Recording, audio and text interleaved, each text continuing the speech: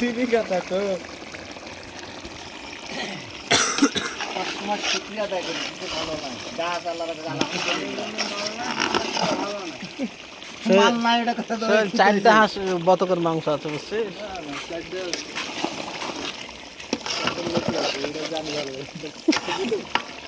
তুই দেখ মাংস কতটুকু আছে। রমজানের মধ্যে যে দুধতলা পড়ে যেতে পারে।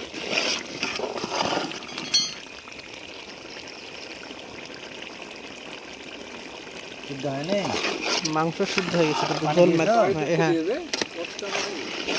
একটু রাখতে হবে, ঝোল নালে হবে। না না না একটু কমাতে হবে।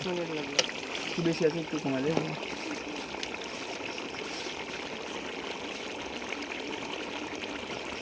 ঝোল